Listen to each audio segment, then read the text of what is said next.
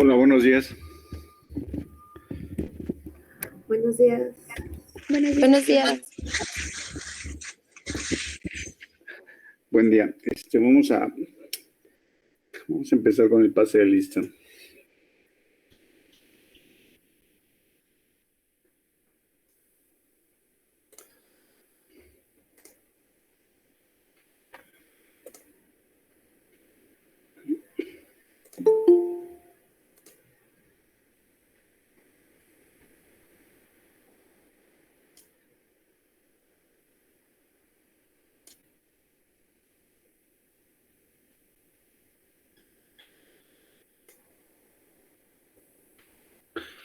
Ávila López Dante. Ávila López. Buen día, presente, profesor. Buen día. Soy Chávez Adriana. Presente, buenos días. Buen día. Benítez Cardoso Efraín. Buenos días, presente. Buen día. Campos Mendoza Manuel. Presente, buenos días. Bien. Cárdenas Meléndez Andrea. Presente, buenos días. Buen día. Duarte Puente Andrea. Presente, buenos días. Buen día. Estrada López Pablo.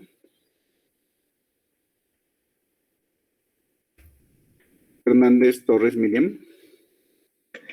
Presente, buenos días. Buen día. Jaime Rocha Luis. Presente, doctor. Buenos días.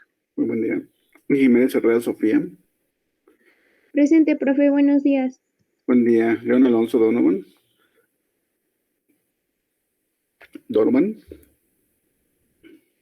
López Gaitán Ana.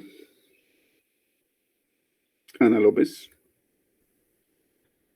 Lugo García Adolfo. Martínez Alanis David. Presente, buenos días. Buen día. Martínez Rodríguez Brian. Presente, profesor. Buenos días. Bien. Martínez Rosales Jorge.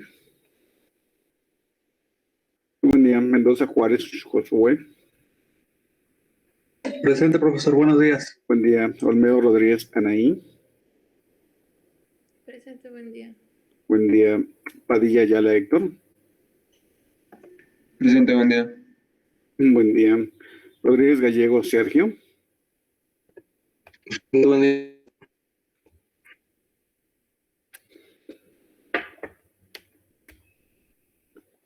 Rodríguez Grimaldo Isabel. Rodríguez Jiménez Irving.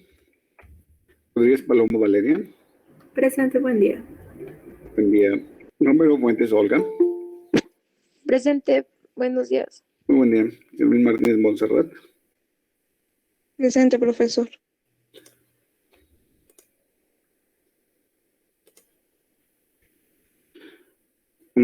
Uresti Vanegas Valeria. Presente, buen día. Buen día. Vargas Arroyo Valeria. Presente, profe, buenos días. Buen día. Zavala Rivera Areli. Presente, profe, buenos días. Buen día. Ok, me enviaron las tareas.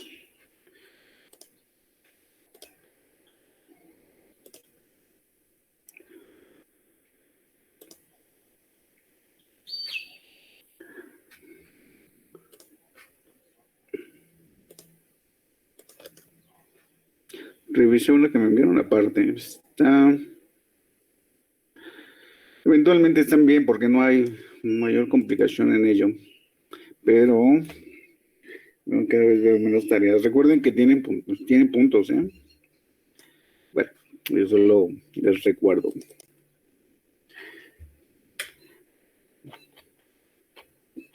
Ok.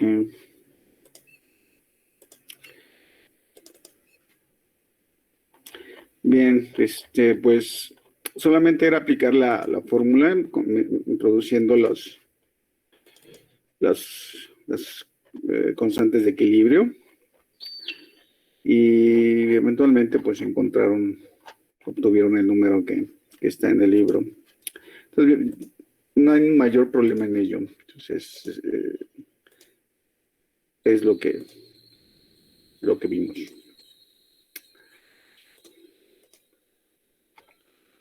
Ok. Preguntas de la clase pasada.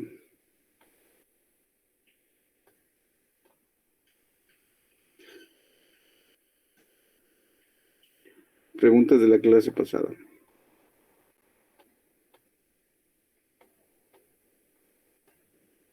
Por mi parte no. A lo mejor siento que me faltaría hacer como ejercicios de las cosas que hemos visto. O sea, como aplicarlo para que se asiente. Pero en sí creo que así como ha ido suscitando va bastante bien. Ok, ¿el resto que dicen? ¿Todo bien? ¿Sí lo están todo está entendiendo? bien. Es complicado, ¿eh? Les voy a ser honesto. Términos conceptuales, la parte teórica, conceptual es complicado, sobre todo viniendo de prepa. Y meterse directamente esto es un poco complicado porque es algo... mm, tiene mucho de abstracto. Entonces yo recuerdo que cuando vi esto, de la cinética enzimática, para serles honesto, no le entendí nada. Y me compré mi libro, el de Ninger, entonces era de color azul, ahorita regresó también de color azul marino, el mismo, y escribía la cinética enzimática. Y leía y releía y no entendía nada. Eventualmente, pues pasó el curso, pero sí, cinética enzimática no, estaba en ceros. Y en algún momento ocurrió el milagro. Y todo salió así, ¡pum! Es como abrir un regalo, una caja de regalos. Quitas el moñito, ¡pum! Y se abre todo. Y ves todo clarísimo. Entonces, les entiendo si no le entienden hasta cierto punto. Pero estoy tratando de darles la cinética enzimática de una manera que sé que podrían entenderlo, mucho mejor de como yo lo vi al principio, por primera vez. Pero bueno, y espero que lo entiendan.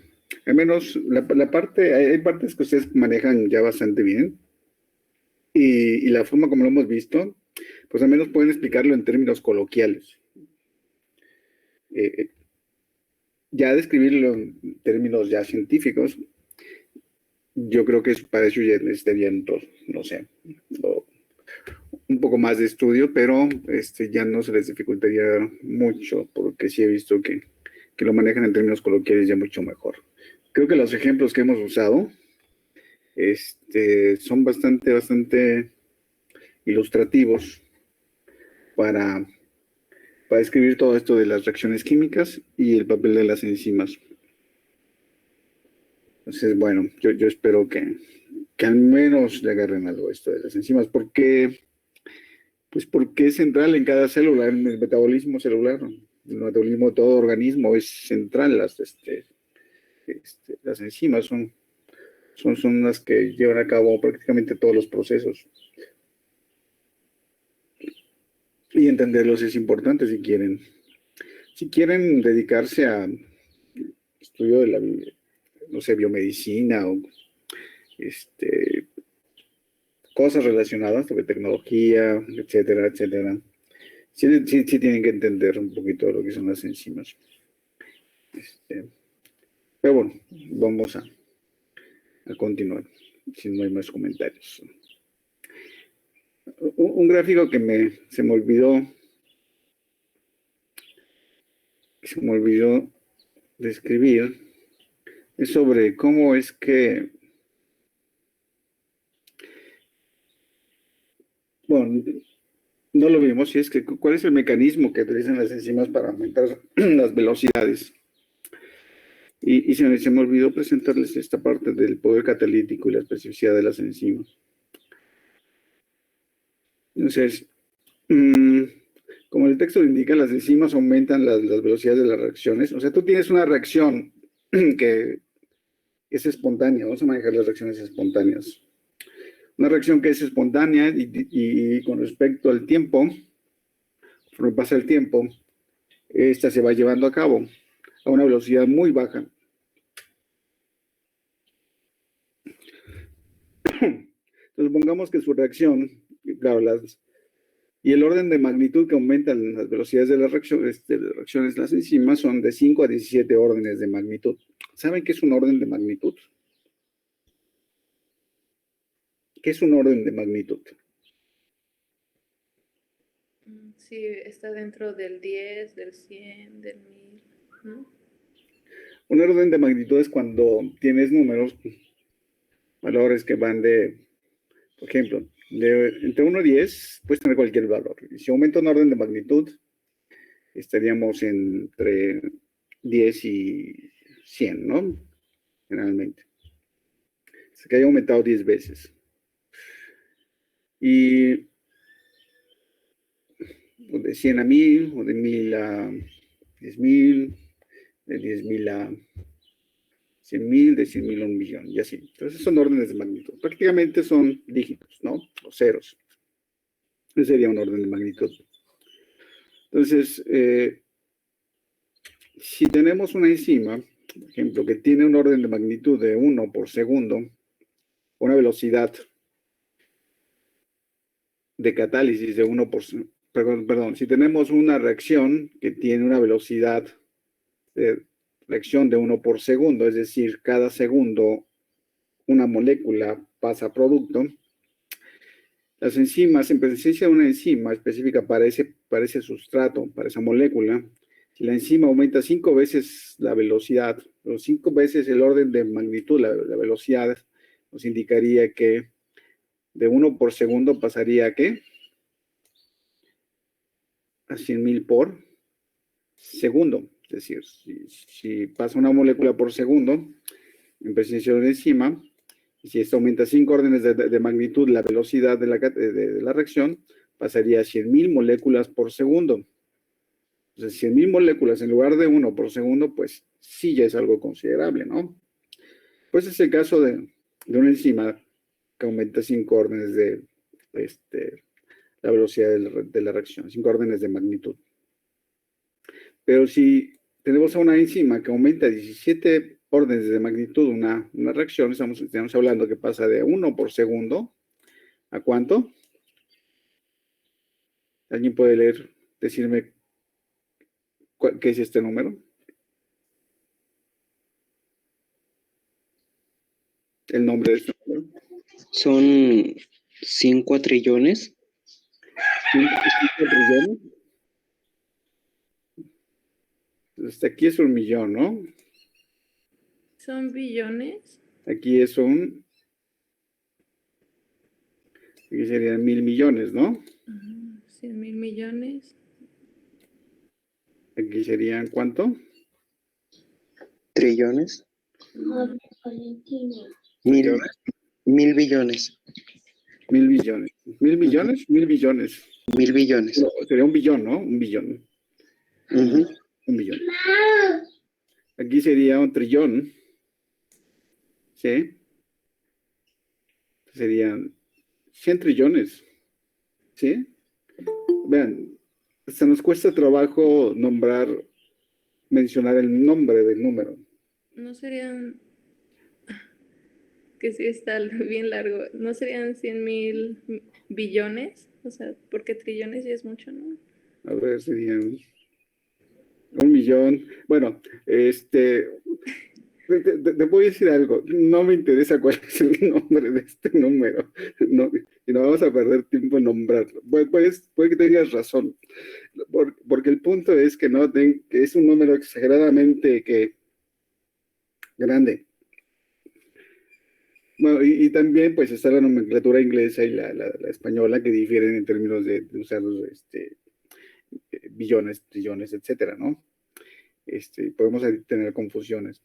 Pero no importa tanto cómo se llame, porque ya genera confusión. Es un número tan grande que ya genera confusión de nombrarlo.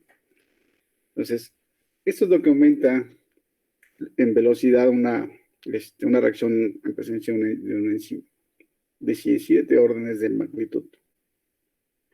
Entonces, pues esto nos da una idea del poder de las enzimas. O sea, de una molécula por segundo a este numerote. Entonces, lo que vemos es prácticamente, si pudiésemos ver el sustrato, veríamos la desaparición del sustrato en instantes. Prácticamente en instantes. Entonces, esa es una característica de las enzimas, su poder catalítico, ¿no? Este es el poder.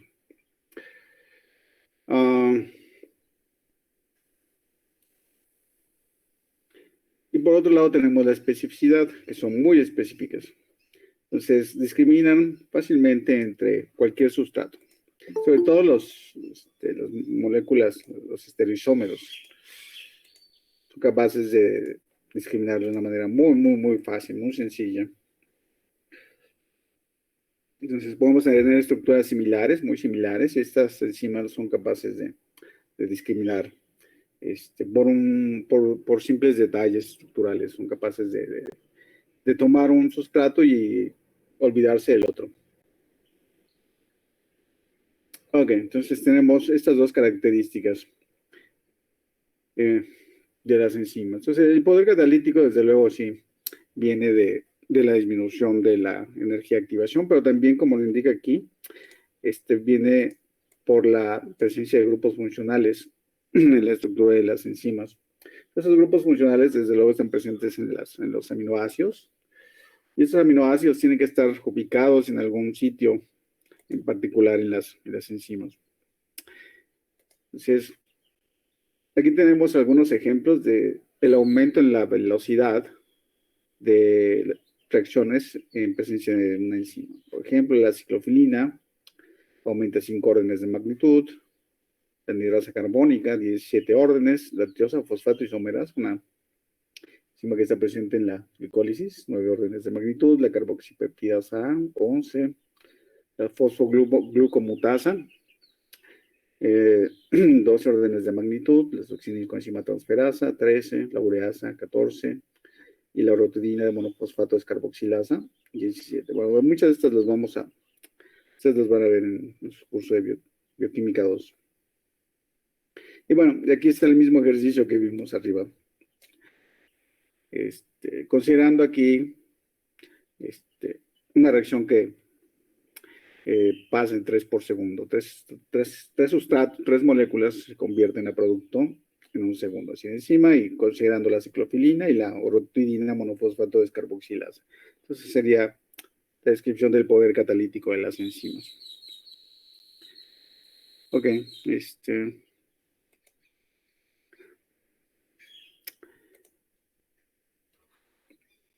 y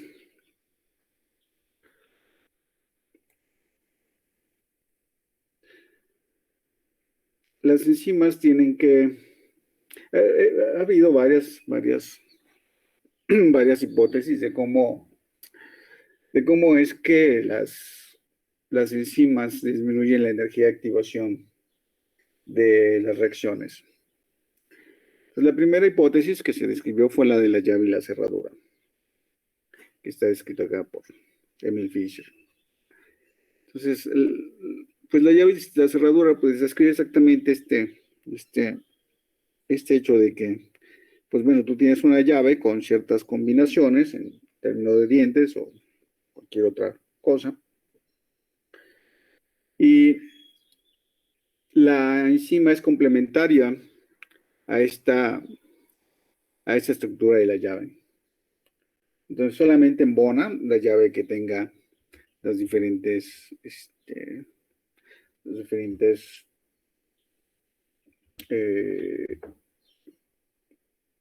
picos y valles en su estructura. Y es así como se unen los sustratos a la enzima, pero no explica la catálisis en sí. Bueno, eso explica nada más la unión, y sí tiene que haber cierto grado de complementariedad. O sea, son complementarios. Este término es un poco truculento. Sí, son complementarios, pero al mismo tiempo, bueno, antes son complementarios, pero solo en un determinado momento. Por eso del concepto de la llave y la cerradura. Entonces, en el momento que se dieron cuenta que las enzimas, como la mayoría de las proteínas, están fluctuando en el medio, adquiriendo diferentes conformaciones estructurales, pues eso de la llave y la cerradura ya no entra del todo, ya no es del todo cierto. Y por otro lado, nos damos cuenta que los sitios activos de las enzimas son estructuras altamente dinámicas. O sea, hay una gran dinámica estructural en estas regiones. No son estructuras fijas, estables, rígidas, sino todo lo contrario. Tienden a tener una gran cantidad de movimiento. A veces el movimiento es de pequeña magnitud, pero sigue siendo un movimiento bastante elevado. Y claro, tenemos grados en la magnitud de movimiento. Algunas sí van a tener movimiento muy, muy elevado, como por ejemplo estas enzimas, las PATPasas, y otras, y los motores moleculares, que seguramente ya han escuchado por ahí. Entonces estas enzimas tienen una gran dinámica. Entonces noten ahí las flechas que indican cómo se mueven los diferentes dominios. Y entonces el punto de la llave y la cerradura ya no entra, el concepto ya no entra del todo, ya no es todo correcto. Y bueno, por ejemplo, algo en lo que nosotros trabajamos especialmente en esta área de la dinámica estructural de las proteínas. Y las reacciones enzimáticas, así como las reacciones sencillas, se pueden explicar de varias maneras, porque también ha habido diferentes teorías, diferentes ecuaciones. La primera ecuación, una ecuación empírica, muy sencilla, que describe la energía de activación de las enzimas y de reacciones no catalizadas, es la ecuación de Arrhenius, que ya había mencionado.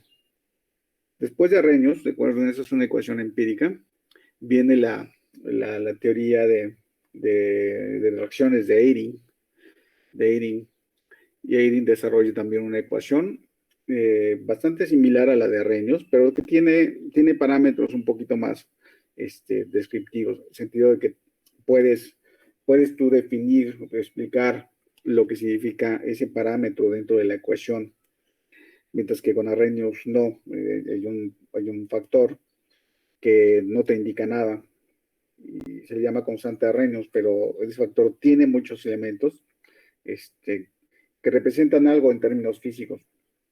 Y Eyring sí describe esto, y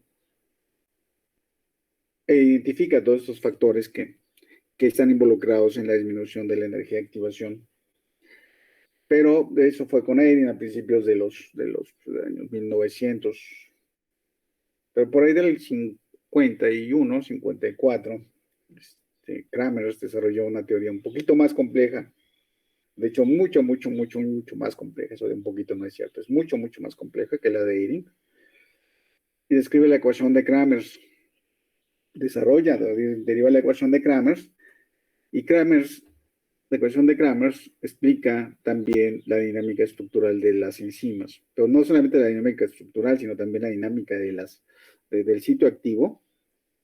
O sea, la dinámica de partes internas de las enzimas. Y también la misma difusión del sustrato y la interacción del sustrato en el sitio activo, involucrando o describiendo el papel el movimiento, de la dinámica estructural. Y Kramer derivó esta ecuación, y el problema con esta ecuación de Kramer es que es tan compleja que es muy difícil de usarla experimentalmente, porque tiene una gran cantidad de elementos que lo hacen muy complejo. De hecho, las matemáticas que utiliza Kramer son muy complejas, y hasta no más allá del de los 80s o 90s, ¿sí? Fue entre 80, no, en los 80s, finales de los 80s. La gente no entendía la ecuación de Kramers y quedó olvidada por como 30 años, 50, 30 años. No había mucho interés por Kramers por la dificultad del uso de su ecuación. Pero la gente empezó a utilizarlo porque había que explicar algunos fenómenos catalíticos y no catalíticos, pero sí en reacciones químicas. Y llegó un punto en donde, en nuestro caso, por ahí del año 2000, necesitábamos explicar la dinámica de esta proteína, de una protona ATPase, es una calcio ATPase. Y entonces, había un comportamiento que no era posible de ser explicado por Eyring y por Arrhenius. Y tuvimos que utilizar la ecuación de Kramers para explicar el funcionamiento de estas enzimas en medios, ambientes con alta fricción, con la solución acuosa. E interesantemente funcionó. Entonces, desde entonces hemos estado desarrollando esa teoría, más bien aplicando la teoría de Kramers para entender la dinámica estructural de las enzimas y la catálisis enzimática. Y bueno, eso es lo que tenemos actualmente, que es la ecuación de Kramers. Pero, bueno, en esto creo que somos los únicos en el mundo que hacemos esto. Entonces, pueden encontrar algunas publicaciones nuestras sobre la teoría de Kramers y la dinámica estructural de enzimas. Y por ahí hay gente que empezó también ya a trabajarlo, pero nuestros primeros trabajos salieron por ahí de 2002, 2003, y de ahí pues han venido publicando otras personas. Pero nosotros fuimos uno de los primeros que empezamos a estudiar esto y a describir bien la importancia de la dinámica estructural en el sitio activo y en la catálisis de las enzimas. Pero eventualmente eso es algo actual. Pero si ustedes utilizan la teoría de Eyring y la ecuación de Eyring, funciona y los pueden seguir utilizando, pero va a haber contextos experimentales en donde no va a ser posible utilizar. Pero si utilizan Eyring, está bien. Es más, si utilizan Arrhenius, también está bien, va a seguir funcionando sin ningún problema. Salvo en situaciones muy especiales, van a encontrar que ya no pueden explicar reacciones enzimáticas con esas ecuaciones. Entonces, tenemos Arrhenius y Kramers. Y Arrhenius es muy fácil, lo pueden encontrar por ahí en cualquier libro. La ecuación, la de Eyring también. Y la de Kramers no tanto, pero bueno, se esfuerzan por ahí lo pueden encontrar. Pero no es algo que quiero que se enfoquen aquí. Simplemente es una breve explicación de las teorías de reacciones químicas y las ecuaciones que se tienen para estudiarlas. Y desde luego, se estudian también las enzimas con estas teorías, como la teoría de Kramers. Bien.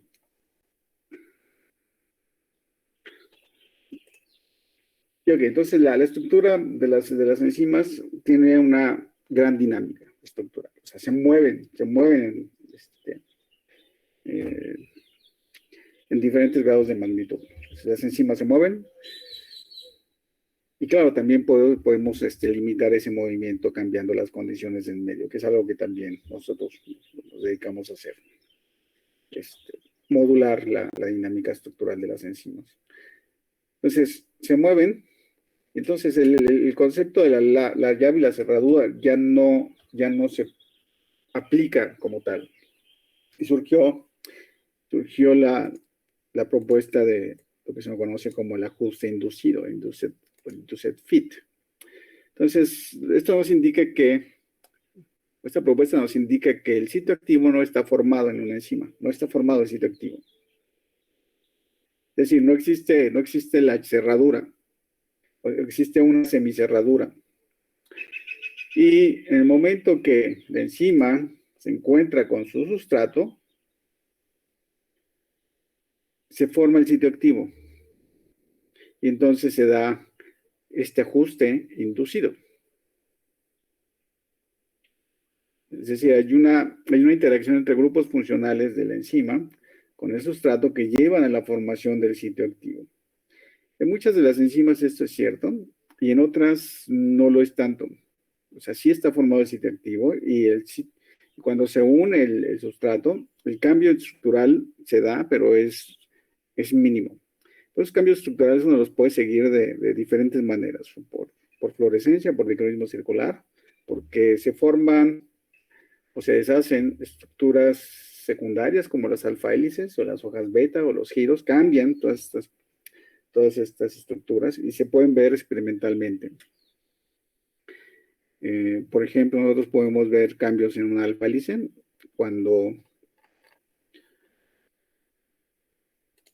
por fluorescencia, cuando se une el magnesio ATP, perdón, el ATP a la enzima.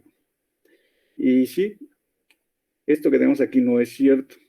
O sea, no se une, no es lo que hemos encontrado, no se une magnesio ATP, sino se une ATP y el magnesio anda en otra parte.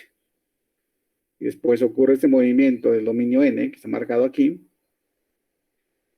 y el ATP se acerca al dominio P, que es la esferita, el fosfato gamma es transferido a un residuo de aspartico, y ahí entra el magnesio. Ahí es donde entra el magnesio, y entonces se lleva a cabo la hidrólisis de ATP, ADP y fosfato. Entonces, esto lo podemos ver. El cambio estructural de la unión lo podemos ver experimentalmente. Entonces, sí es posible ver estos procesos de unión del sustrato a una enzima. Si tienes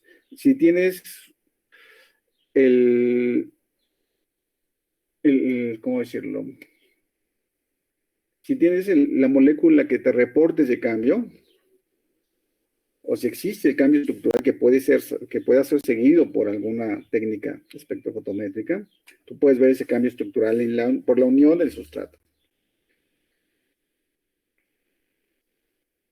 Y así como se une el ATP y tú puedes verlo, en nuestro caso, por fluorescencia, pueden unirse cualquier otras moléculas que son inhibidores y llevan a cabo el mismo cambio estructural. Entonces, eso es lo que al final te empieza a dar confianza de que los resultados que estás obteniendo son los correctos. Pero tú puedes ver esta unión del ajuste inducido, ¿ok? Del induced fit en una enzima, cuando se une su sustrato. Entonces, recuerden, tiene una alta dinámica estructural, el sitio activo no está del todo formado, llega el sustrato, los sustratos, y se forma el sitio activo. Entonces, esa estructura que tenemos aquí de que es una proteína rígida, en realidad no lo es. Y el docking molecular que a veces hacemos, considerando estructuras rígidas, pues no está del todo bien, porque debemos de considerar la dinámica estructural de las proteínas. Y claro, hay docking dinámico también. Hay una técnica que se llama docking dinámico, en donde el docking es prácticamente, para explicarlo en breve, tú tienes una enzima y tienes por ahí un sitio. Recuerden que hablamos del sitio activo como surcos grandes, huecos enormes en una enzima. Entonces tú identificas un hueco. Lo que haces es, tienes una molécula, y esa molécula está fluctuando en diferentes conformaciones. Entonces en el software cambias todas estas conformaciones o pruebas todas las conformaciones posibles en el espacio de esta molécula y lo ajustas aquí. Y algunas de ellas te va a dar que se acoplan bastante bien. Entonces ese es el docking sencillo, y el docking dinámico es considerando no solamente los cambios en la estructura del sustrato, porque esa estructura es dinámica, sino también la dinámica en el sitio activo. Entonces el número de conformaciones que puedes tener pues aumenta a la n. Y el tiempo que requieres de cómputo, de poder de cómputo también aumenta. Entonces, bueno, antes eso era un problema, ahora ya con las computadoras multicore, ya es mucho más fácil llevar a cabo ese tipo de experimentos en tu laptop. Pues es algo que no vamos a hacer, eso es para posgrado. Entonces, ese es el docking molecular y el docking dinámico. Y es En el docking dinámico se describe o toma en consideración esto de la dinámica estructural de las proteínas, considera el ajuste inducido. Bien, ¿y cómo es el mecanismo de disminución de la energía de activación? ¿Por qué disminuye la energía de activación? Bueno, aquí tenemos 3 ejemplos de diferentes reacciones. Pues el primero es eso ya lo vimos, es el caso de una reacción sin enzima, y tenemos ahí la energía de activación, delta G1-CAT es energía de activación. Vamos a ponerlo aquí de nuevo para que no se olvide. Delta G1-CAT es igual a energía de activación. Entonces, pues aquí la energía de activación, el estado de transición se describe siempre con este símbolo de doble cruz, el símbolo verde que ven aquí. Entonces es el símbolo que indica el estado de transición en química. Bien, entonces pasa de sustrato a producto, tiene que romper esta barrera de energía de activación, alcanza el estado de transición y pasa a producto. Y el ejemplo aquí es de una barrita de acero. Entonces, si quieren, de acero está bastante... Bueno, aquí yo creo que se pasaron un poco. Debe ser una varita de madera para que se pueda romper, ¿no? Porque el metal, bueno, menos si es de acero va a ocurrir esto. O bueno, quítenle el metal, pónganle ahí de madera. Entonces, tiene la barrita de madera y en el estado de transición, pues la barrita de madera no es lineal, ya se empieza a doblar y tiene una tensión. Entonces, en el estado de transición, recuerden, un estado energético. Y después, en algún momento, se rompe. Entonces, recuerden que esto está en el medio fluctuando con movimiento browniano. Es decir, no tienes dónde apoyarte. No sé si me explico esto de no hay dónde apoyarse cuando estás en el espacio. Sí cantan esto, ¿verdad? De no hay dónde apoyarse para doblar la varita. Pero en algún momento se flexiona y se rompe. Se tiene esa energía, como en el gráfico de la distribución de Boltzmann, y se rompe. Entonces, si consideramos simplemente el concepto de la llave y la cerradura, en donde se ajusta la llave, en este caso el sustrato, al sitio activo, pues en realidad no ocurriría la catálisis porque esta estructura es estática. Entonces, de entrada tendríamos que pasar un paso en la unión del sustrato y después tenemos una caída que lo hace súper estable en el complejo enzima-sustrato, ES. Después, para que se rompa, tiene que pasar ahora una energía de activación mucho mayor y después pasar a producto. Entonces, esto no es posible y por lo tanto se queda este complejo como complejo ES. O sea, no hay. La reacción se da, pero es increíblemente lenta. Incluso mucho más lenta que la que tendríamos en ausencia de enzima, porque se estabiliza este complejo. Entonces, esto es lo que tendríamos en términos, principalmente en el medio. No tendríamos productos ni sustrato libre. Pero cuando hablamos de que existe dinámica estructural en el sitio activo, pues tenemos un sitio activo que se forma y después en la dinámica estructural se dobla porque hay ciertos residuos de aminoácidos que llevan a que este doblez ocurre de una manera mucho más fácil, más rápida. Entonces hay grupos funcionales que jalan la mitad en este ejemplo, jalan a la mitad de la barra, la doblan y lo rompen. O sea, los aminoácidos, sus grupos funcionales presentes en ese sitio activo, hacen que la reacción se lleve a cabo más fácilmente y más rápidamente. Pero la afinidad no está dado por los aminoácidos internos, sino los aminoácidos que unen al sustrato. Entonces, esa es si mides la afinidad, tendrías que medir, determinarla con base en esos aminoácidos que están uniendo inicialmente al sustrato. Y la catálisis, pues, se basa en la presencia de otros residuos de aminoácidos. Y ahí puedes explicar tú el mecanismo catalítico de la reacción. Por ejemplo, si hablamos de algún aminoácido presente y tú identificas o crees o generas una hipótesis que ese aminoácido es importante, puedes generar la mutante de la proteína, sintetizarla o producirla en una bacteria o en un hongo, una levadura o en algunas células de mamíferos.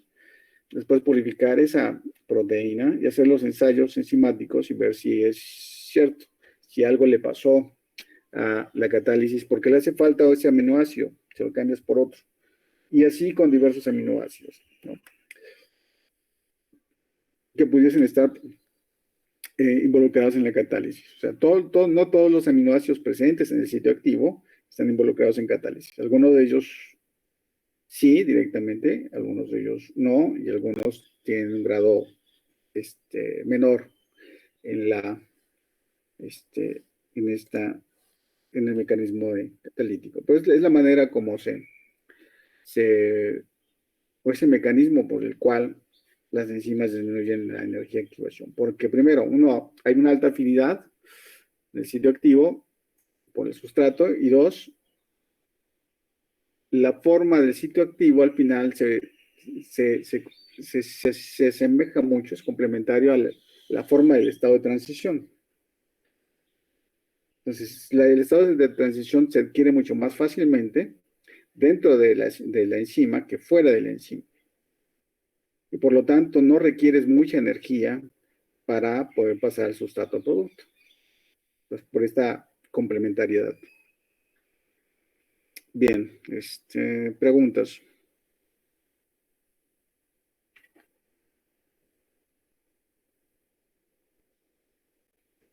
¿Ese símbolo qué significa? El verde que parece un signo de desigual, pero... La doble cruz. Ajá, Es estado de transición. ya. Es el estado de transición. Entonces, siempre vamos a tener un estado de transición, que es una estructura molecular con una mayor cantidad de energía que la estructura basal. Y siempre, si quieres pasar de sustrato a producto, tienes que pasar a través de esa barrera, de esa montaña. Por eso comentábamos que la energía de activación es quien define la estabilidad de toda molécula. Entonces, mientras más alta sea esta energía de activación, más estable es la molécula, ¿no? Ujú. Y las diferentes Gs, porque hay una con M, hay otra con CAT. Esa es la diferencia en energía libre, por eso es delta. Recuerden, cuando encuentren delta, la letra griega delta, es diferencia. Diferencia. Entonces aquí es la diferencia en energía libre. Entonces, cuando hablamos de la diferencia entre el sustrato y el estado de transición, estamos hablando de la energía de activación, ¿no? Si hablamos de la diferencia de energía entre el producto y el sustrato, estamos hablando de la espontaneidad o no de una reacción. Si hablamos de la diferencia energía libre del complejo enzima-sustrato al estado de transición, también hablamos en este caso de una energía de activación. Y si hablamos del delta Gm, sería la diferencia de energía libre entre el sustrato libre y el complejo enzima-sustrato. Entonces, esta diferencia te indica que la formación del complejo enzima-sustrato se va a llevar a cabo de una forma espontánea. Es lo que te indica ese delta. Delta Gm. Y en el último caso, nota que delta Gm tiene, con el estado de transición, en los estados de transición, pues te indica la disminución de la energía de activación de la reacción no catalizada y de la catalizada. Entonces, en la catalizada tienes una menor energía de activación. Pero eventualmente tienes un delta G. o sea, siempre vas a tener una energía de activación para una enzima, catalizada o no catalizada. Y lo interesante es que tú puedes calcular esta energía de activación con la ecuación de Arrhenius. No aparece aquí la ecuación de Arrhenius, pero sí, en el laboratorio tú puedes calcular esta energía de activación sin ningún problema. Esta energía de activación se calcula y se reporta si es de tu interés. La forma como se hace es llevar a cabo las cinéticas enzimáticas a diferentes temperaturas y calculas la Vmax. La Vmax tiene lo que conocemos como la constante catalítica de primer orden, que ya lo vimos por ahí. Cacat.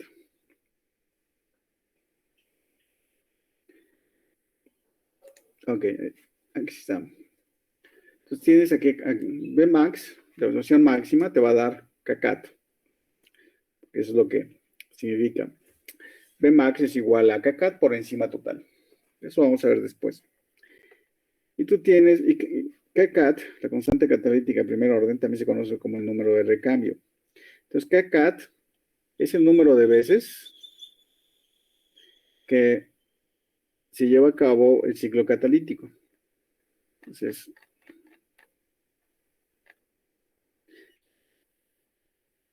por unidad de tiempo, claro.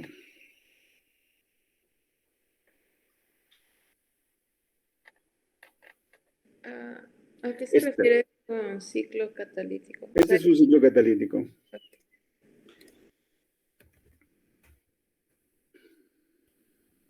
Este es un ciclo catalítico. Entonces, es todo bueno, pues es un ciclo, ¿no? Tú partes a partir de un estado, tienes un estado y vas pasando en diferentes estados y llegas finalmente al estado inicial. Entonces, cuando llegas al estado inicial, llevas a cabo un ciclo catalítico. Entonces,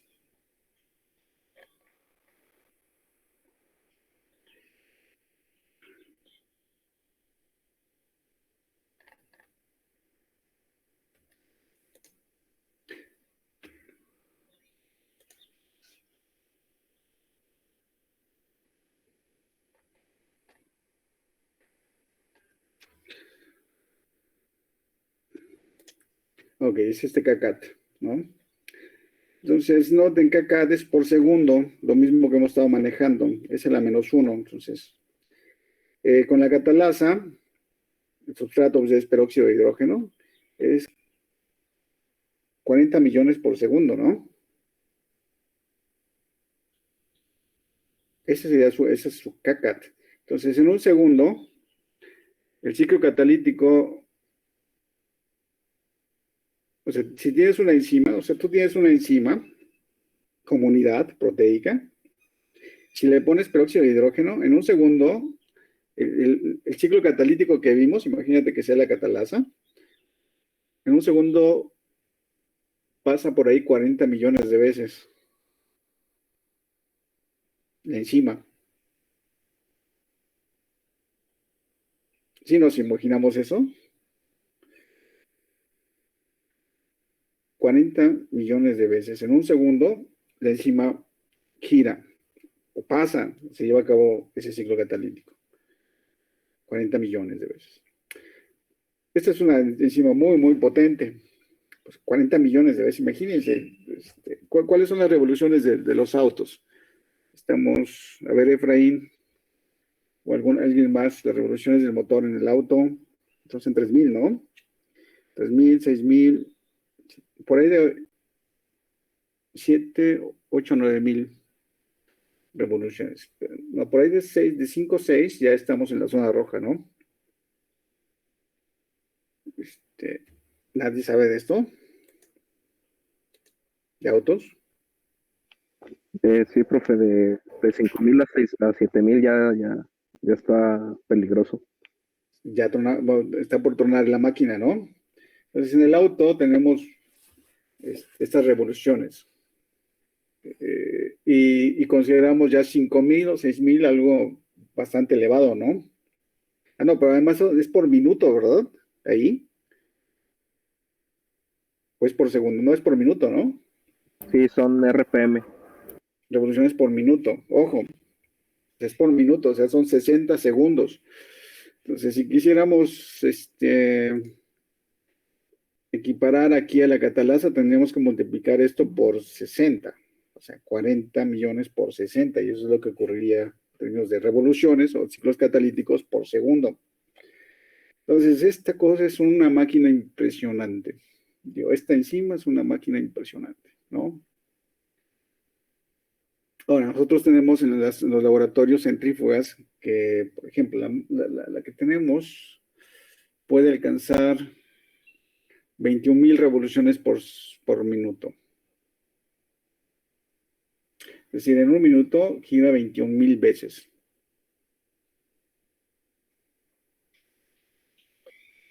En un minuto. Y generalmente corremos eso durante 7 horas u 8 horas. Entonces, imagínense esa máquina. Impresionante, ¿no?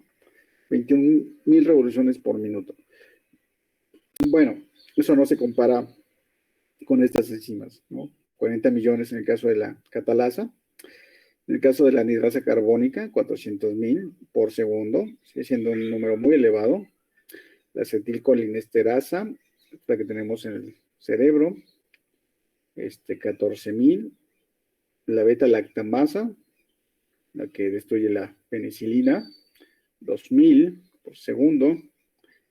La fumarasa, 800 por segundo. Y la proteína REC-A de recombinasa A, para combinar una TPasa, 0,5 por segundo. Esta está un poquito más lentona. En un segundo da 2 giros. Y así, la que nosotros trabajamos anda por ahí pues también por ahí de entre 10 o 20 por segundo. O sea, esta enzima que viene acá arriba. Anda por ahí de 10 o 20 ciclos por segundo. Y también se conoce como número de recambio. Esta CACAT es el número de recambio, porque pues cada vez que pasa por un punto, pues empieza de nuevo y pues toma un nuevo sustrato, suelta los productos y eso se refiere al número de recambio.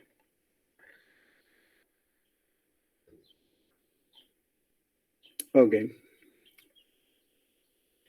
Bien, ¿preguntas de aquí? ¿Habrá algún ejercicio que podamos resolver nosotros en este punto con este tipo de, pues, sí, con esta información? Porque sé que es, ¿cómo dijo? Enzimática, ¿cómo era el tema? Para las velocidades, bueno, todavía no vemos eso, pero podríamos ver algún ejercicio o algo así. ¿Quiere hacer ejercicios de cinética enzimática? Bueno, yo sí.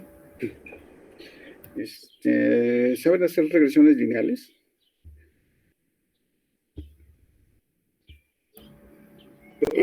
O primero explico qué es una regresión lineal. Sí, por favor.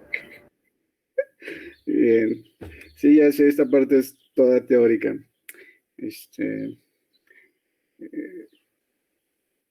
No sé si nos queda tiempo para eso. Es que se lleva mucho tiempo.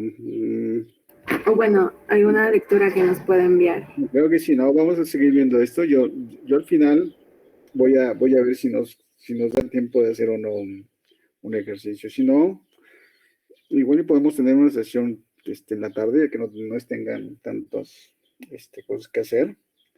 Y no sé, porque después de esto hay una clase, ¿no? Es que no tengamos complicaciones con el tiempo. Generalmente esto lo vimos se ve muy bien en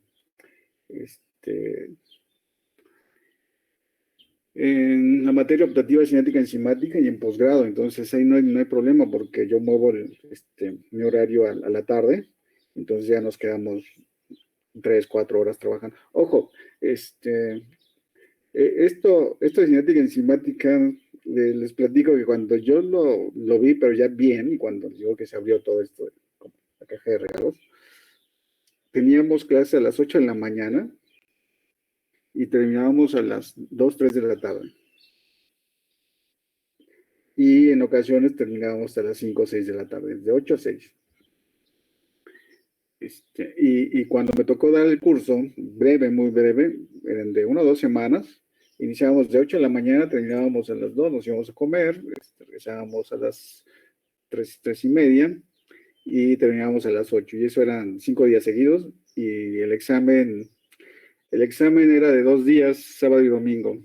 Entonces lo dejaba para casa, me lo entregaban el lunes, me lo enviaban por paquetería, que era en otra universidad. Con eso, para nomás mostrarles un poquito de lo... Fíjate que ya cuando lo haces ya no es tardado, sino de la talacha que tienes que hacer. Es muy, muy talachudo. O sea, involucra mucho, mucho, mucho trabajo. Pero al final, ya cuando lo dominas, pues lo puedes hacer en tan rápido como lo hayas desarrollado, ¿no? A veces lo puedes hacer, no en un abrir y cerrar de ojos.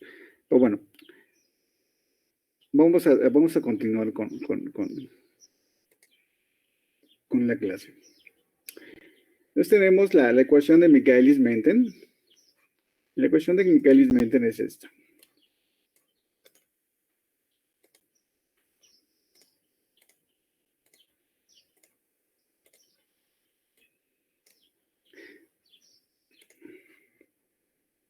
Esta es la ecuación de Michaelis-Menten. Entonces, para los que les encantan las matemáticas, pues encontrarán una similitud de la ecuación de qué, o la función de qué, de la hipérbola, ¿no? Entonces, la ecuación de Michaelis-Menten se parece mucho a la ecuación de la hipérbola, a esta ecuación,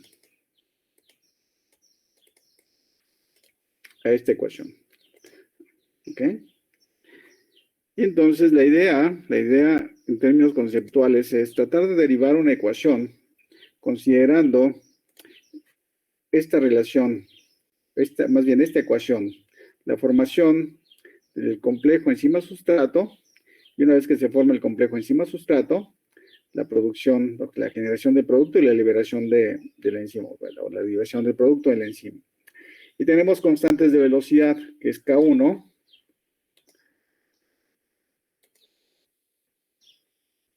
K-1. Estas son constantes de velocidad en donde te indica la velocidad de formación del complejo enzima-sustrato y la velocidad de la ruptura o separación del complejo enzima-sustrato, K-1.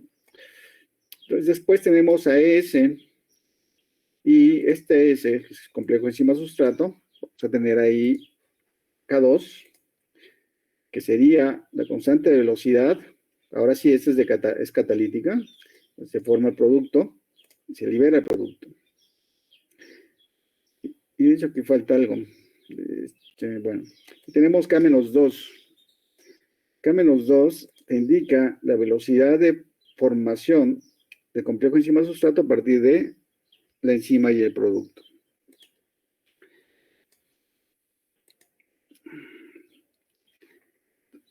Es una manera de derivar la ecuación de Michaelis-Menten, pues es considerando las reacciones en su conjunto, en forma global. Entonces, esto lo hacemos de esta manera. Entonces, tenemos aquí K1, hacemos en la enzima y el sustrato, la formación del complejo enzima-sustrato, K-1, K2, que sería, este sería KCAT, centro catalítica de primer orden. Aquí es donde cambia el sustrato a producto. Bueno, vamos a moverle aquí. Entonces, y ese es el otro punto con los libros. Cada libro utiliza la nomenclatura que literalmente se le da la gana. Entonces, cuando tú pasas de un libro a otro, te pierdes. A lo mejor eso era lo que me pasaba. Pero una vez que entiendes esto, ya no importa cómo lo pongan. Es muy sencillo, relativamente sencillo. Incluso puedes utilizar tu propia nomenclatura. Ok. El siguiente punto es considerar la velocidad de la reacción. Entonces, tú tienes esta velocidad. La velocidad que vas a ver es esta. Velocidad inicial, V0.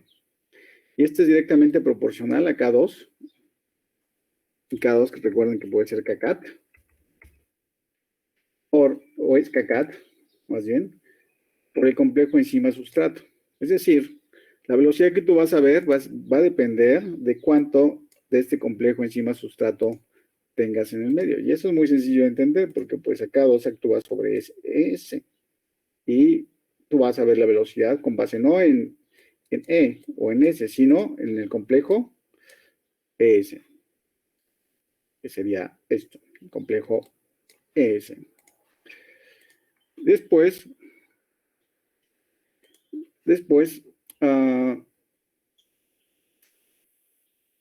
hacemos o entendemos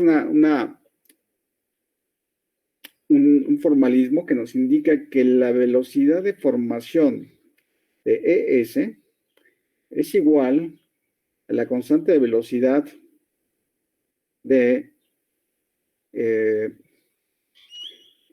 unión del complejo enzima sustrato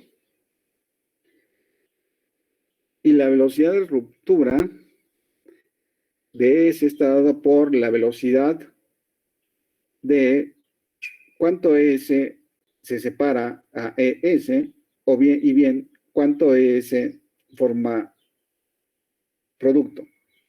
Eso ya es más difícil de comprender, pero lo podemos entender fácilmente aquí.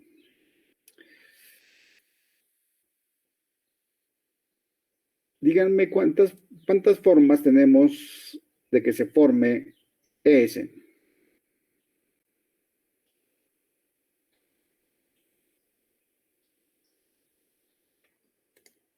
O sea, usando K1, K2 y K-1, Ajá. pues hay 3, no sé. No. La pregunta es muy sencilla. ¿Cuántas maneras tienes aquí de que se forme ES? Una. Una, y solo una. Que sería K1. ¿Por qué? Por E. Por S, ¿no? Una y solo una. Entonces recuerden, la pregunta tiene que ser sencilla. Y como tal, contestas, ¿no? Va la siguiente pregunta. ¿Cuántas maneras tienes de romper o deshacer el complejo enzima sustrato?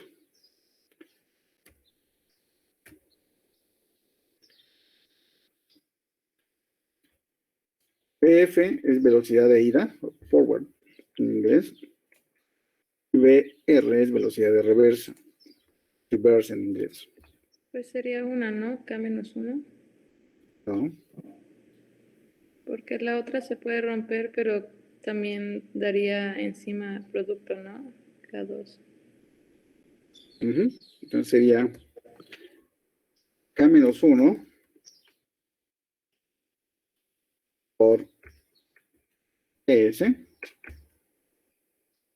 más K2 por ES.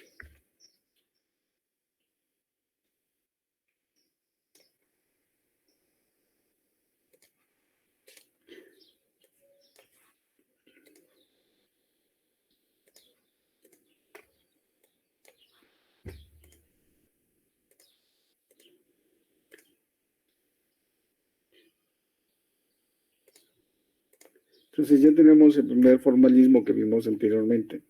Entonces BR, PF es igual a BR. Bueno, todo tiene que ser sencillo. Por lo tanto,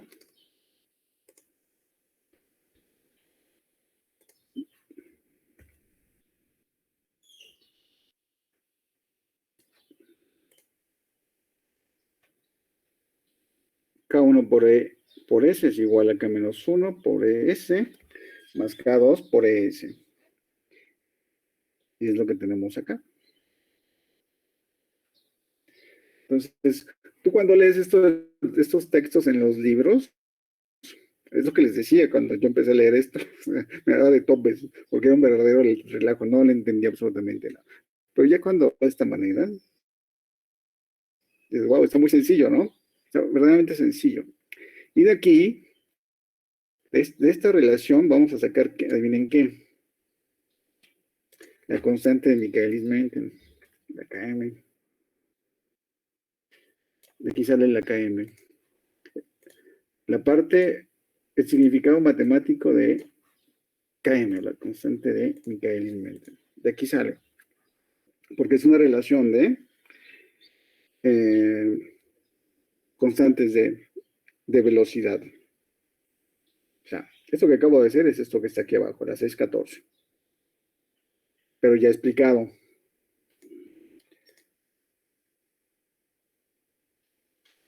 Y cuando combinas, que es la 616, lo hice allá arriba, y despejas ES, te da esta relación que tenemos aquí en la 617.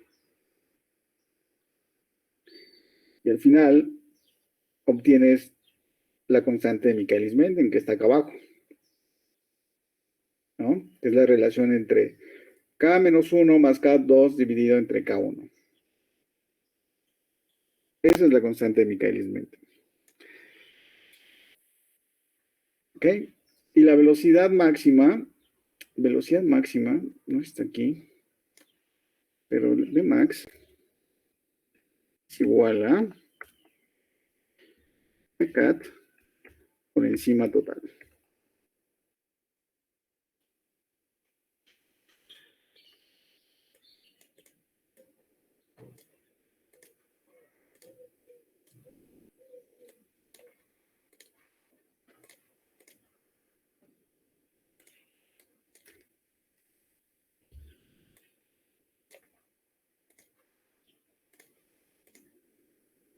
¿Ok? Y pues si Vmax es igual a Kcat por encima total, y recuerden que Kcat también es igual a K2, es lo mismo, K2. ¿Dónde está en la ecuación 620? K2T. Aquí arriba, ¿no?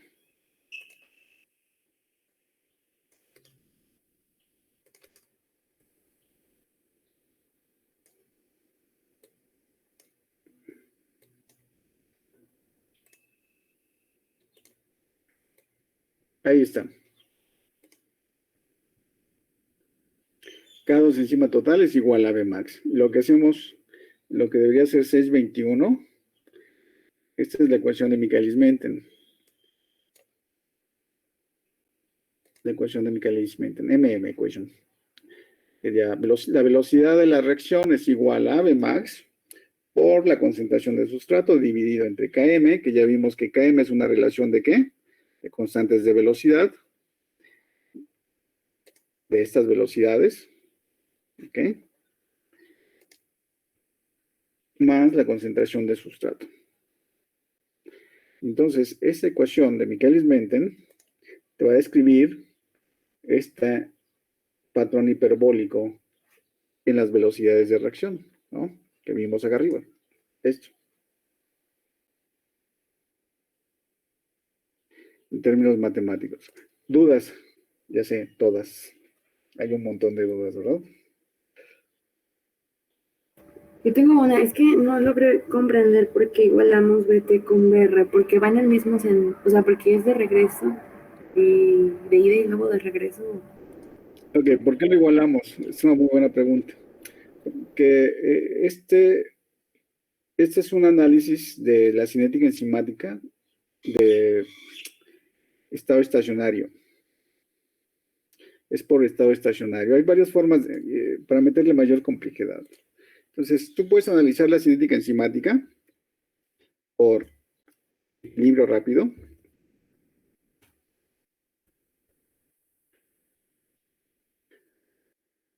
Cuando hablamos de equilibrio rápido, vamos a tener que utilizar velocidades iniciales. B0. Eso es una muy buena pregunta, déjame comentar. B0, y vas a ver por qué. Por equilibrio rápido, velocidades iniciales. Y utilizas velocidades iniciales cuando tienes que estos sistemas en donde tus líneas se van curvando, donde la reacción, cuando tú lo haces, se va curveando. ¿Ok? Y tienes que tomar solamente la parte lineal que está en el círculo, la parte inicial. Por eso es velocidad inicial, que está acá, mira. Esto. Eso es velocidad inicial. Entonces, es una forma de analizarlo. Pero cuando tú tienes esto de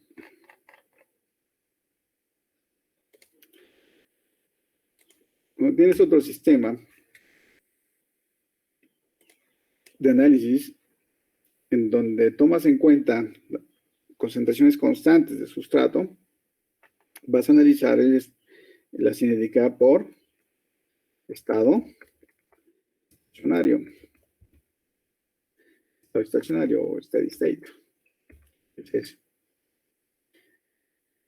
Y eso lo vas a tener cuando tengas concentraciones de sustrato constantes y entonces tus líneas sean más o menos rectas. Entonces este es el estado estacionario. ¿De acuerdo? Entonces en este estado estacionario, la velocidad de ida, de forward, o la velocidad es igual a la velocidad de regreso, o de reverse. Por eso hacemos esta asunción. BF es igual a BR. Por lo tanto, K1 por ES es igual a K-1 por ES más K2 por ES. ¿De acuerdo? Sí, ya entendí por qué se iguala. Y no lograba entender por qué. Porque en la parte de arriba, pues bueno, tenemos una velocidad. Pero en la parte de abajo, pues no es exactamente la misma. Tenemos la -1 y ese K2. Ese K2 es la energía que se usó para que se está perdiendo. ¿Por qué incluimos ese K2? Y K2 siempre va a ser la constante de catálisis. K2. Ok. La constante catalítica de primer orden. K1 y K-1 son constantes de velocidad de asociación y de disociación. O sea, qué tan rápido se une y qué tan rápido se deshace.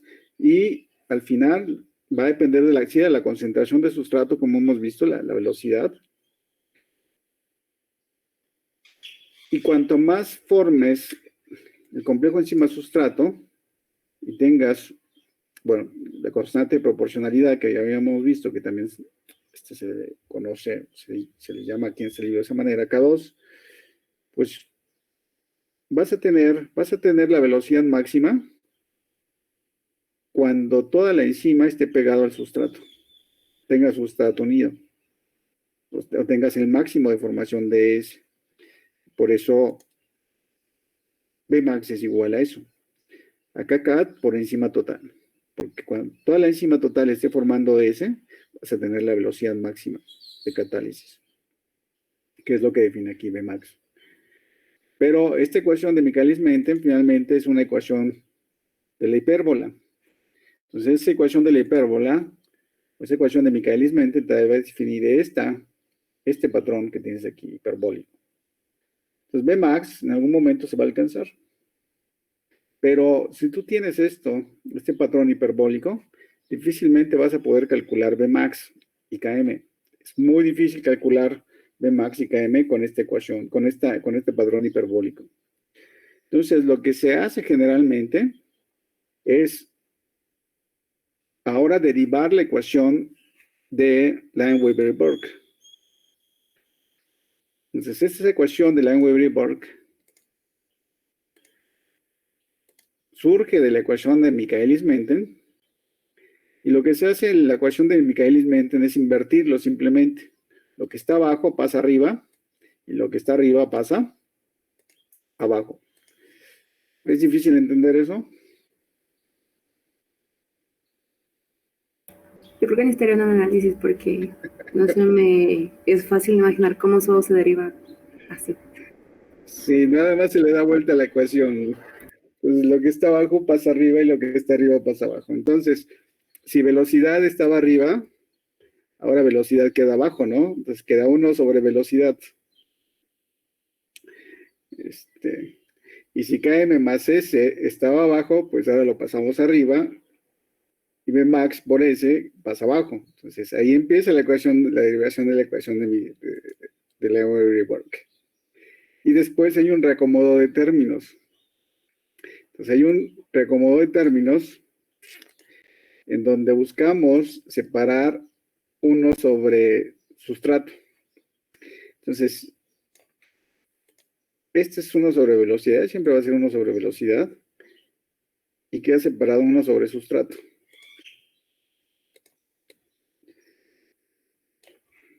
Sé que lo estoy haciendo bolas, pero ni modo, así es esto. Entonces tienes uno sobre velocidad en Y y tienes uno sobre sustrato en X.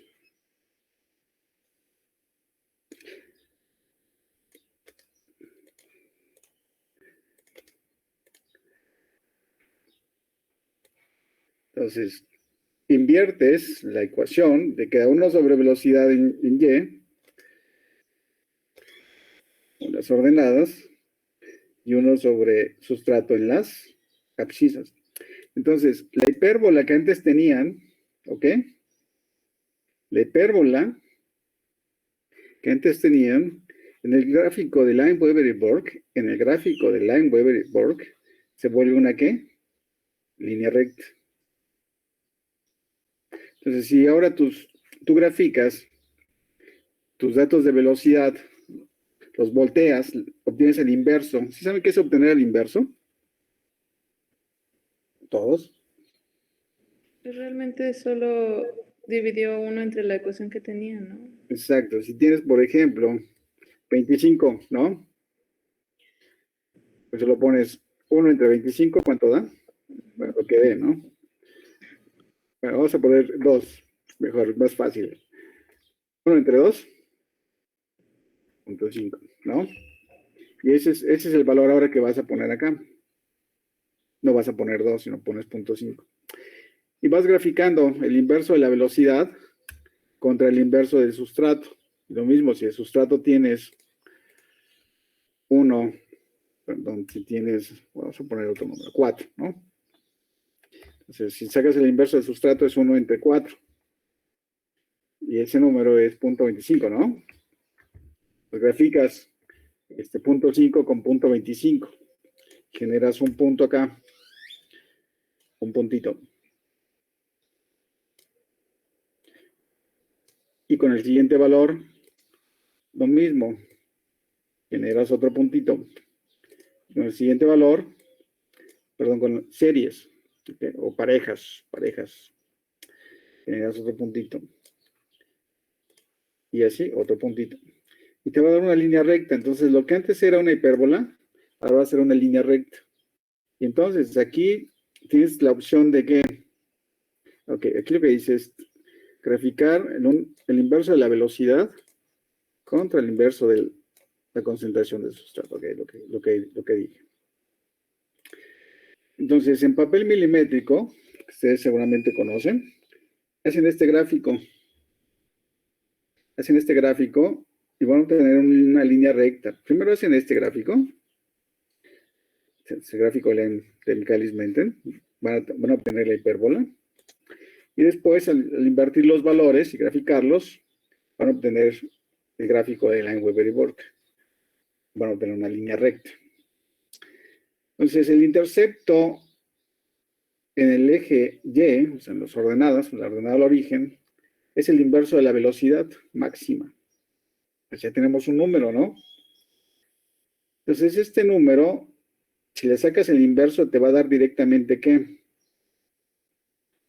Vmax. Entonces, aquí sacas Vmax, la velocidad máxima.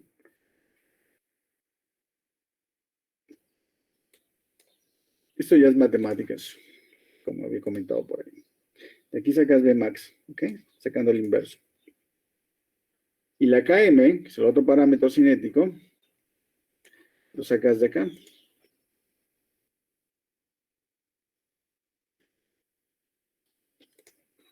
Del intercepto en el eje, ¿qué?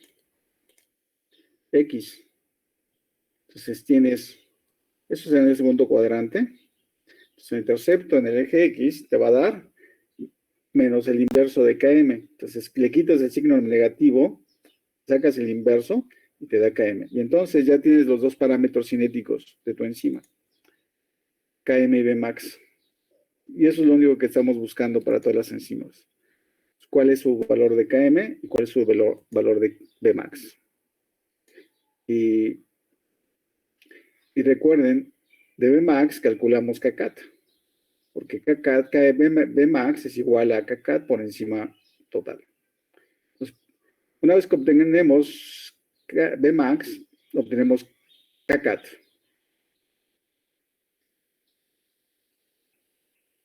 Y para complicarlo más, podemos definir la eficiencia de la enzima como la división de Kcat entre Km. Es decir, ¿cuántas veces en Kcat cabe Km? Este Kcat sobre Km es la eficiencia. Y nos indica que mientras más se acerca ese número de 10 a la 8 a 10 a la 9, tu enzima es más eficiente. Porque prácticamente el límite es la difusión, la velocidad de difusión del sustrato en el medio. O sea, no hay nada más que detenga la catálisis más que la velocidad de qué tan rápido se mueva el sustrato en el medio. Y así podemos tener diferentes valores. Y tenemos enzimas con diferentes Kcats, diferentes Kms, y que la relación Kcat-Km nos da su eficiencia catalítica. Bien, y hay enzimas con 2 sustratos, con 3 sustratos, y hay inhibidores. Pero yo creo que ahorita están súper confundidos y sería bueno pararle aquí. Además ya se nos acabó la clase. ¿Preguntas? Por eso nos preguntó lo que si sabíamos regresiones lineales por lo de cambio de base, ¿no? De eso que dijo. Por esa razón. Ajá. Porque tú lo puedes obtener por en el papel milimétrico y tú puedes hacer el cálculo de la pendiente, como les enseñaron en la prepa. ¿Qué era? ¿Cómo era? ¿Se acuerdan? La ecuación de la pendiente. De Y menos Y1, todo sobre X menos X1, ¿no? Ajá. Eso, utilizan esa ecuación y está bien. Van a obtener un número, pero el número no va a ser preciso. No va a ser preciso, va a ser impreciso, bastante impreciso. Y la mejor manera de tener un número preciso en para estos datos es haciendo una regresión lineal. Y eso se hace con calculadora científica. Bien, entonces yo creo que para la próxima clase, es de 2 horas, vamos a hacer un ejercicio de cinética enzimática. Nada más uno, y voy a dejar uno de tarea para casa. Y la siguiente, después de esa clase vamos a tener una clase de inhibición, pero va a ser muy, muy rápido, porque vamos a ver inhibición competitiva, no competitiva y acompetitiva. Entonces recuerden que los inhibidores son moléculas que interfieren con la catálisis enzimática. Pues vamos a explicar un poquito eso de inhibición, y es importante porque todos los fármacos, todos los medicamentos, actúan más o menos a este nivel, inhibiendo una enzima, de alguna manera. La inhiben y de ahí tiene su capacidad curativa o lo que sea, ¿no? Pero antes de eso es importante, y hay otras enzimas que son las enzimas cooperativas, o sea, para complicarlo todavía aún más. Tenemos las enzimas cooperativas, en donde este patrón hiperbólico no existe, no hay, en lugar de un patrón hiperbólico tenemos un patrón sigmoideo, una S, tenemos una S, y se analiza esa cinética con otra ecuación, que es la ecuación de Hill, y con otros gráficos, el gráfico logarítmico de Hill, etc. Entonces, lo que estamos viendo de cinética enzimática es prácticamente pues algo por encimita, muy, muy por encimita. Ya vieron que la parte matemática ya es sencilla, pero es difícil de captar a la primera. Y requiere de estos otros conocimientos de regresiones lineales. ¿Todos aquí tienen calculadora científica? Es una pregunta. Sí. ¿Sí? Quien no la tenga, tendrá que ir a comprarse antes del viernes. Ah, no, tenemos un problema el viernes. Adivinen qué, ¿Es lo de la vacunación? me toca vacunarme. Entonces no voy a poder. Sí, me toca ir a buscar un lugar donde me vacunen. Bueno, el viernes no hay clases. Entonces pasamos esto para la siguiente clase. Entonces, consíganse una calculadora científica, los que no lo tengan. Y que haga regresiones lineales, por favor. Entonces, pues tienen muchos días para conseguir su calculadora. Les voy a enseñar a hacer regresiones lineales. Creo que la mayoría no lo ha hecho, o ninguno lo ha hecho. Les voy a enseñar a hacer regresiones lineales. Les voy a enseñar el significado de los parámetros estadísticos de la regresión lineal. Y les voy a decir qué parámetros son los importantes para la regresión lineal y cómo sacar valores, los valores de los intersectos en X y en Y, en la ordenada y la abscisa, en un gráfico cartesiano.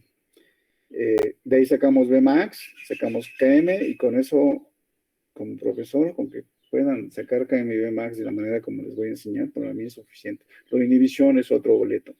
Es muy complicado, tanto en la parte matemática como en la parte analítica. Entonces eso no lo vamos a ver, lo vamos a ver nada más teóricamente. Y después, pues bueno, ya, si desean empaparse un poquito más de cinética enzimática, podemos verlo en un curso optativo al final de su carrera. Y si no, en el posgrado. Y aún así, no vemos todo. No se ve todo.